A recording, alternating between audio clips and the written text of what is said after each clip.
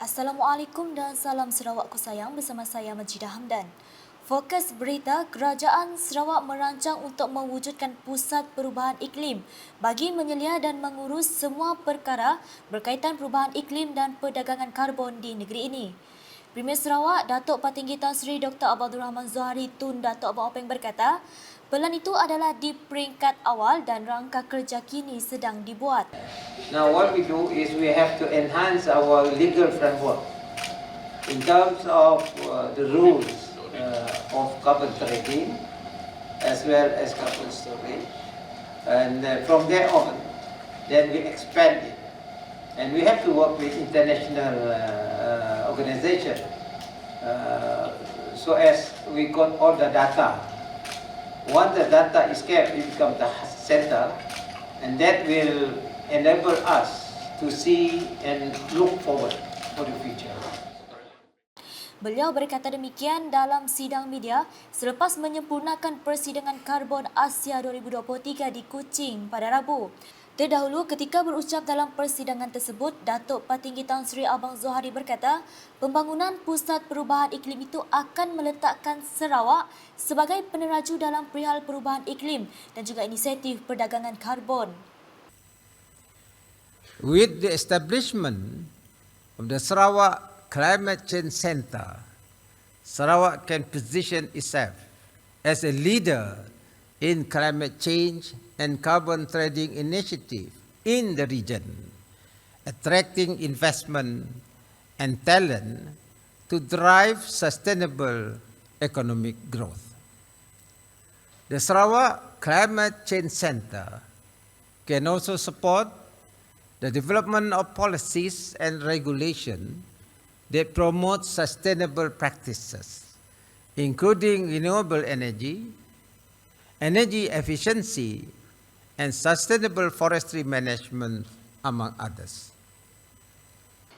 Sementara itu, Premier Sarawak memberitahu Sarawak yang terkenal dengan sumber alam semula jadi berpotensi menjadi peneraju dalam memerangi perubahan iklim.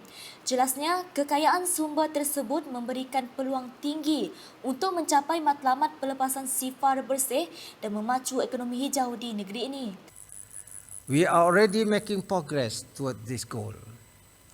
Our generation mix has successfully transitioned from 92% fossil fuel in 2010 to 70% hydropower by 2015, complemented by thermal resources for energy security. Over the past decade, our state has undergone a significant shift towards decarbonization, resulting in a 72% reduction in grid emission intensity between 2010 and 2020. This achievement has been made possible by our commitment to renewable energy sources and continues to drive our sustainable socio-economic growth today. Datuk Patinggi Tan Sri Abang Zohari menambah, Sarawak turut menjadi negeri pertama di Malaysia yang mengubal perundangan perniagaan meneroka karbon dan alam semula jadi.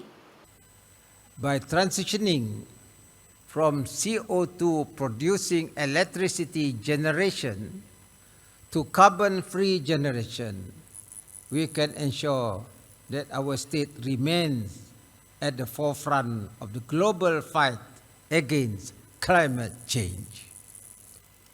Through innovation, investment, and collaboration, we can harness the full potential of our natural resources to create a cleaner, greener, and more sustainable future for all.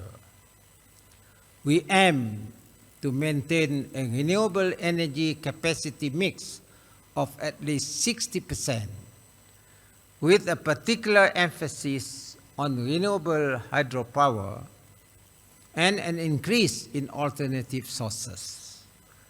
By prioritizing renewable energy, we can reduce our carbon footprint and contribute to global efforts to combat climate change. Laporan seterusnya. Agensi Pembangunan Bahagian Betong BDDA telah menganjurkan bengkel pemunian senarai projek di bawah agensi berkenaan pada 14 hingga 15 Mac di Kuching. Bengkel itu bertujuan memuktamadkan projek-projek yang telah diluluskan agar pelaksanaan dapat dilakukan dengan lebih cepat dan memberi manfaat kepada rakyat yang menunggu pembangunan di setiap kawasan.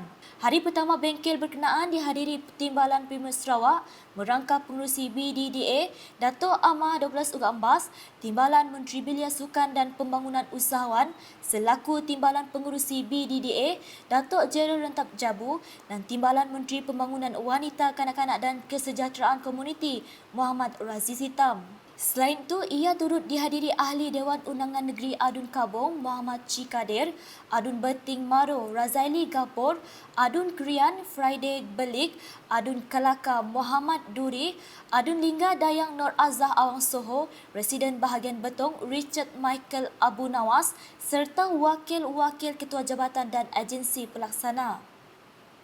Dikapit pula, Timbalan Menteri di Jabatan Primer Sarawak Undang-Undang dan Adat Bumi Putra Jefferson Jamit Unyat dan Timbalan Ketua Setiausaha KSU Sektor Dasar dan Pembangunan Kementerian Kerja Raya KKR Dato' Zahrul Hakim Abdullah bersama rombongan telah mengadakan lawatan di Rumah Panjang Manuk, Mancal pada Selasa. Dalam lawatan tersebut, Jefferson Jamit yang juga Adun Bukit Koram telah memberikan peruntukan sebanyak RM12,000 kepada Jawatankuasa Kemajuan dan Keselamatan Kampung JKKK Rumah Panjang Manuk Mancal bertujuan membeli cat bagi mengecat semula rumah panjang tersebut. Selain itu, peruntukan berjumlah RM4,000 juga disalurkan bagi membeli tirai baru untuk semua jendela ruai dan bilik rumah panjang. Sehubungan itu, Jefferson memberi jaminan bahawa beliau akan memantau setiap peruntukan yang diberikan untuk memastikan ia memberikan kesenangan dan manfaat buat semua penduduk. Katanya lagi, beliau bersama Menteri Kerja Raya merangkap Ahli Parlimen Kapit, Datuk Seri Alexander Natalinggi, sentiasa komited memberikan peruntukan atau projek-projek luar bandar yang amat diperlukan oleh rakyat seperti di kawasan Ulu Yong.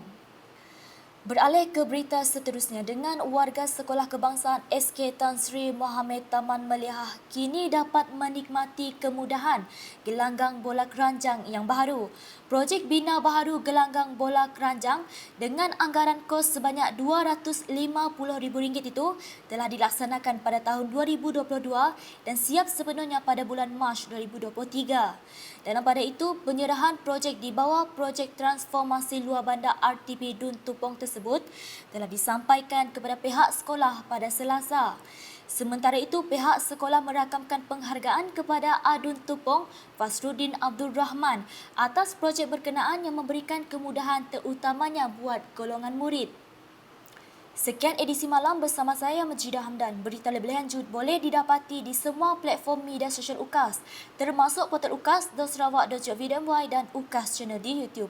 Edisi malam ini dihadiri dengan paparan persidangan karbon Asia 2023 yang dianjurkan dari 14 hingga 16 Mac ini. Dianjurkan oleh Argus Media dengan kerjasama Kementerian Tenaga dan Kelestarian Alam Sekitar Sarawak MESTI dan Sada Karbon Sdn Bhd. Persidangan ini menjadi platform untuk perbincangan pengubalan sebarang dasar yang berkaitan serta menyediakan peluang pelaburan dan teknologi inovatif yang akan membentuk masa depan pasaran karbon. #Mebafakta, salam UKAS.